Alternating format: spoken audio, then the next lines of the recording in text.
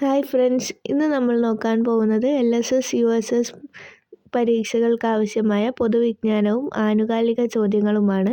അപ്പോൾ വീഡിയോയിലേക്ക് കടക്കുന്നതിന് മുമ്പ് നിങ്ങൾ ഈ ചാനൽ ആദ്യമായി കാണുകയാണെങ്കിൽ ചാനൽ സബ്സ്ക്രൈബ് ചെയ്യുക, ലൈക്ക് ചെയ്യുക, കൂടാതെ നിങ്ങളുടെ ഫ്രണ്ട്സിലേക്ക് കൂടി ഷെയർ ചെയ്യുക.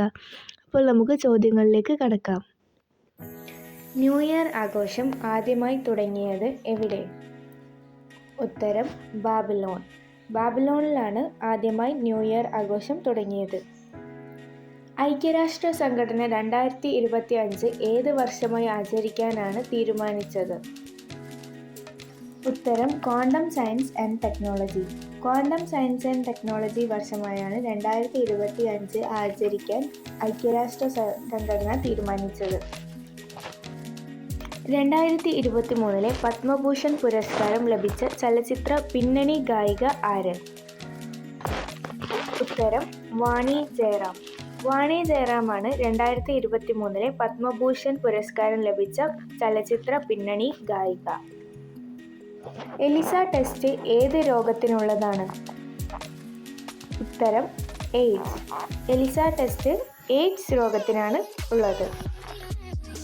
വെള്ളത്തിലെ കുതിര എന്നറിയപ്പെടുന്ന മൃഗം ഏതാണ്?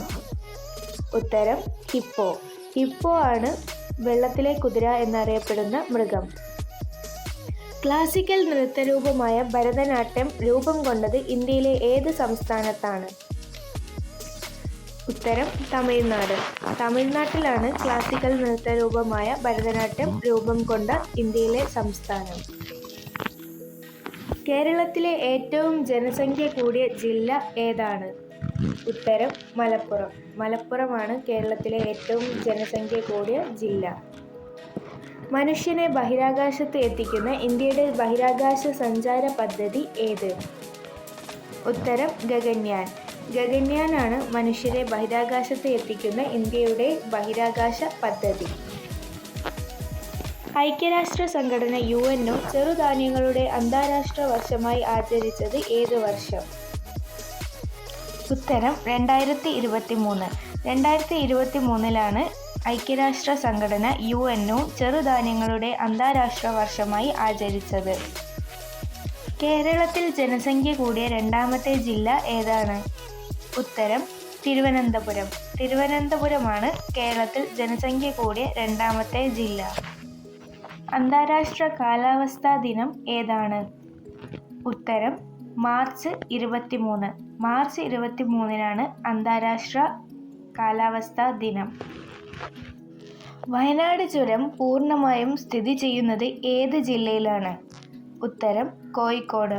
കോഴിക്കോട് ജില്ലയിലാണ് വയനാട് ചുരം പൂർണ്ണമായും സ്ഥിതി ചെയ്യുന്നത്. 2023 ഓടക്കുഴൽ അവാർഡ് ജേതാവ് ആര്?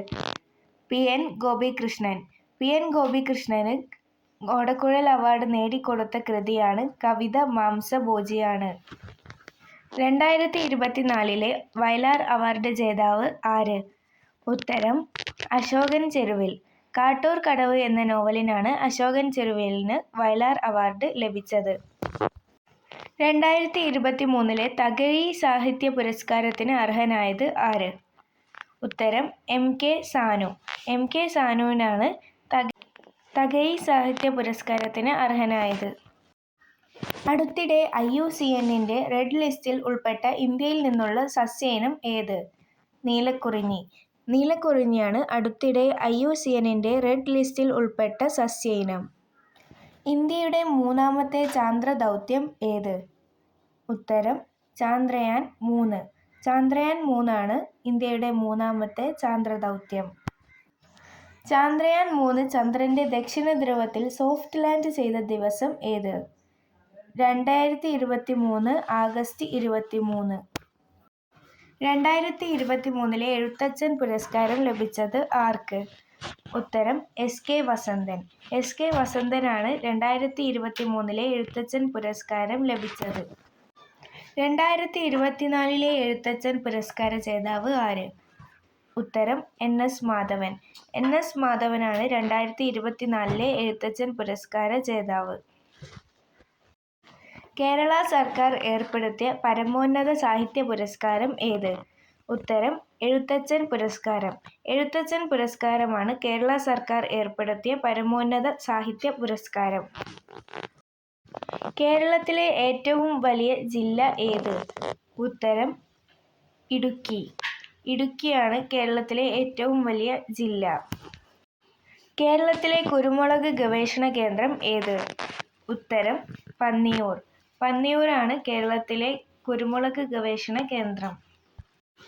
ബെൽജിയൻ ബ്ലൂ എന്നറിയപ്പെടുന്ന മൃഗം ഏത്? ഉത്തരം പശു. പശുവാണ് ബെൽജിയൻ ബ്ലൂ എന്നറിയപ്പെടുന്ന മൃഗം.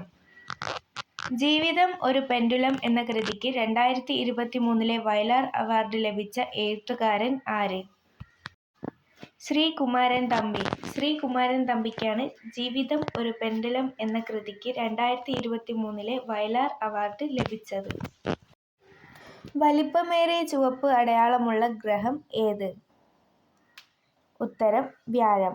വ്യാഴത്തിനാണ് വലിപ്പമേറിയ ചുവപ്പ് അടയാളമുള്ള ഗ്രഹം. ഇന്ത്യൻ വനിതാ ക്രിക്കറ്റ് ടീമിൽ അംഗമായ ആദ്യ മലയാളി താരം ആര്? ഉത്തരം മിന്നുമണി. മിന്നുമണിയാണ് ഇന്ത്യൻ വനിതാ ക്രിക്കറ്റ് ടീമിൽ ഇടം നേടിയ ആദ്യ മലയാളി താരം. ഈ വീഡിയോ നിങ്ങൾക്ക് ഇഷ്ടപ്പെട്ടാൽ ലൈക്ക് ചെയ്യുക, ഷെയർ ചെയ്യുക, സബ്സ്ക്രൈബ് ചെയ്യുക. കൂടെയുള്ള ബെല്ലൈക്കൺ കൂടി എനേബിൾ ചെയ്യുക. എന്നാൽ മാത്രമേ ഞങ്ങളിടുന്ന പുതിയ വീഡിയോസിൻ്റെ നോട്ടിഫിക്കേഷൻ നിങ്ങൾക്ക് ലഭിക്കുകയുള്ളൂ.